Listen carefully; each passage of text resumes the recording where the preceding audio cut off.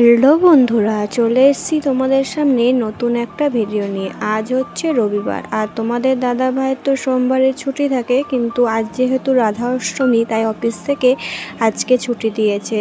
যাই হোক, তোমাদের দাদার আবার কালকে অফিস আছে, তার জন্য দেখলো আজ যেহেতু অফিস ছুটি আমি তাহলে বাজার করে চলে আসি।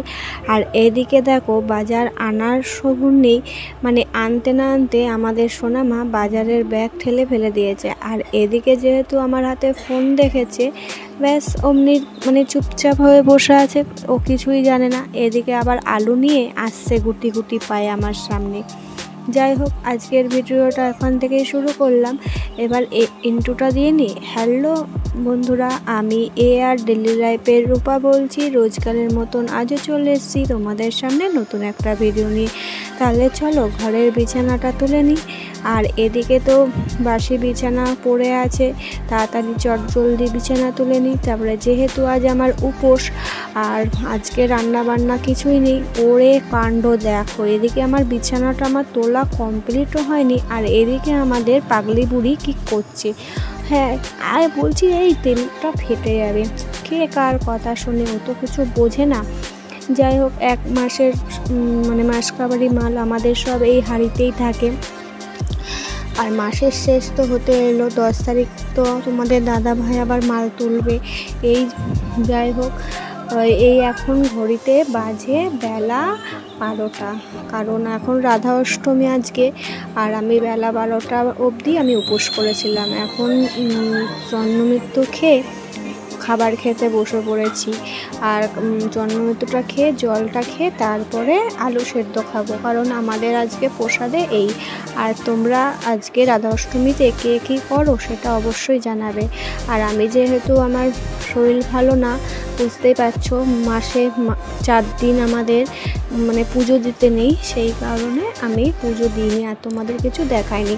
যাই হোক, খাওয়া দাওয়ার করে আর কোনো ভিডিও ক্লিপ তুলিনি সারাদিন। এখন সোনামা রেডি হয়ে চলছে ওর বাবার সাথে, কারণ ওর বাবা তো বাড়ি আছে, সেই কারণে ওকে রেডি করে দিতে বললো। আমি ওদিকে রেডি করেছি, আর রেডি হয়ে গেল কি সুন্দর, কিন্তু ক্যামেরাটা যে হাতে নিয়েছি মানে ফোনটা, অমনি মেয়ের কান্না শুরু হয়ে গেছে। এদিকে ওর বাবা রেডি হয়ে রাস্তায় দাঁড়িয়েছিল।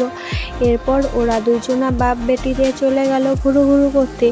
এরপর আমার বিকালের কাজগুলো ঝটপট করে সেরে নিই, কারণ বাড়িতে থাকলেই তো একদিকে গুছায় আর একদিকে এলোমেলো করে, এই তো ওর কাজ।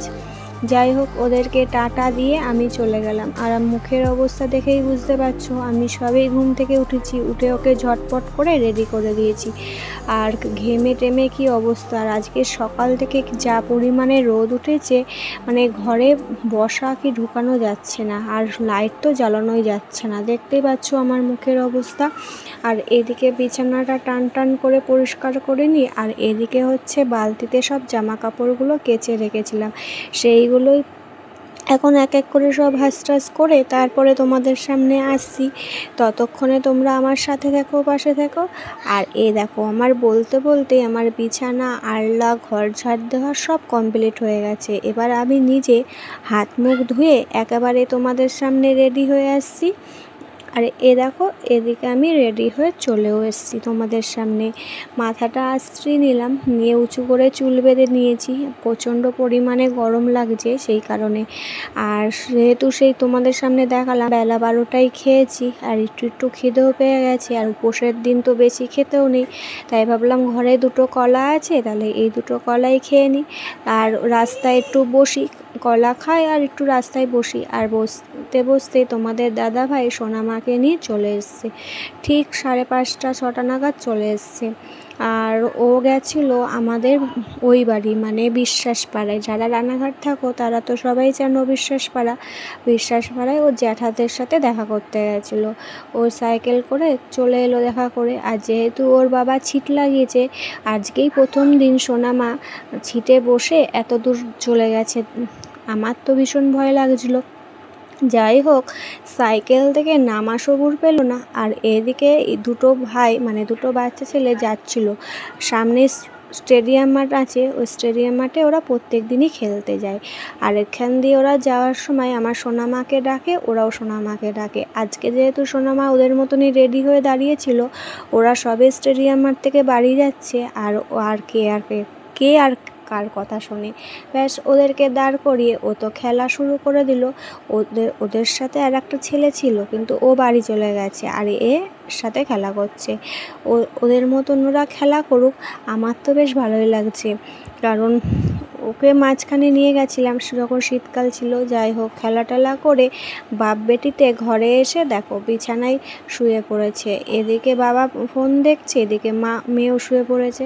কি সুন্দর করে বিছানাটা টান টান করে রেখেছি। আমার বিছানা একটু পরে আর বেহাল হয়ে যাবে। কেন মানে টান টান করে বিছানা রাখলে কী হবে, বাচ্চা মানুষ ঘরে থাকলে যা হয়।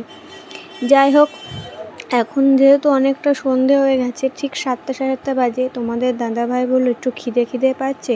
আমি বললাম তাহলে দাঁড়াও, আমি মুড়ি আর চানাচুর মেখে দিচ্ছি। যেহেতু আজকে নিরামিষ, আর তোমাদের দাদাভাই আজকে নিরামিষই খেয়েছিল, সেই জন্য আজকে ওকে আমি মুড়ি দিয়ে চানাচুর দিয়ে তেল দিয়ে মেখে দিয়েছি। তার সাথে মেয়েকেও পাল্লা দিতে হচ্ছে। বাবা মেয়ে ফোনে মুড়ি চানাচুর খাচ্ছে, আর এদিকে আমি ভিডিও করছি, কারণ আজকে তো আমি এসব কিছুই খাবো না। যাই হোক, এখন অনেকটা রাত হয়ে গেছে, ঠিক 8টা মতন বাজে, আর কারেন্ট চলে গেছে। এবার কারেন্ট যেই চলে গেছে, এদিকে সোনামা বাইরে বেরিয়ে এসেছে, কারণ ঘরে তো প্রচুর গরম। ওকে বলছি গেঞ্জিটা খোল, কে আর কার কথা শুনে। ও তো গেঞ্জি খুলবে না। এই গেঞ্জিটা খুবই ভালো লাগছে, আর নরমও আছে, কিন্তু হলে কি হবে, ও তো ঘেমে যাচ্ছে। আর এদিকে ওর জেঠিমা, পাশের বাড়ির জেঠিমা আর ওই দিদি মিলে ওকে হাওয়া দিচ্ছে। আর ওকে কী যেন বলছে, ও পা দেখাচ্ছে। ও বলছে কি পায়ে চটি পড়িসনি, ও বলছে না, পা দেখাচ্ছে। আর আমি ওকে কতবার বললাম পায়ে চটি পর, ও বলছে না আমি চটি পরবো না। এদিকে ওর বাবার ফোনে রিংটন উঠে এসেছে, মেয়ের নাচ হয়ে গেছে। যাই হোক, এখন অনেকটাই রাত হয়ে গেছে, আর আমি এখন রাতের প্রসাদ খেতে বসে পড়েছি।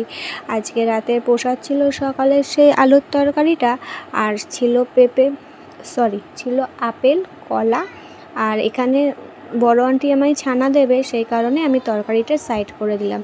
আর ছানার সাথে আমি একটু চিনি না দিলে ভালো লাগে না। চিনিগুলো যেহেতু বড় বড়, ওর জন্য আমি চটকিয়ে নিচ্ছিলাম। যাই হোক, ভিডিওটা আজকে এই পর্যন্তই। ভালো লাগলে